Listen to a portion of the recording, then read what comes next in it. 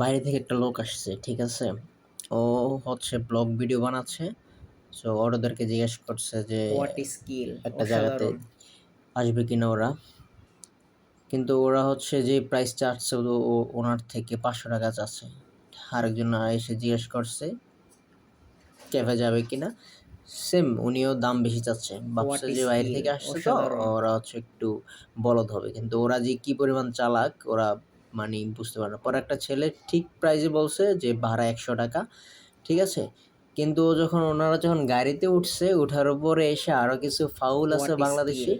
ওরা অসাধারণ! এসে বলতেছে না বেশি চা, বেশি কইরা দাম চা। হ্যাঁ? বলছে যে ১,০০০ চা। পরে ও বলতেছে ১,০০০। চিন্তা করেন ৳১০০ র ভাড়া ৳১,০০০ চাচ্ছে ওরা বিদেশী দেখে। মানে বাঙালি যে কি পরিমাণ লোভী, হোয়াট যেখানে স্কিল! যায় সেখানে লোভ অসাধারণ! করবে বাঙালি। এ হচ্ছে বাংলাদেশের সমস্যা। পরে ওরা তো বুঝে, ওরা তো জানে সবকিছুই বুঝে। পরে ওরা এখান থেকে নেমে গেছে। চিন্তা করেন আপনারা বাঙালি কেমন পাবলিক, ওরা যে কি পরিমাণ হোয়াট মনে করেন স্কিল! যে ফালতু অসাধারণ! লোক ৳১০০ র ভাড়া ৳১,০০০ চাচ্ছে উনাদের থেকে।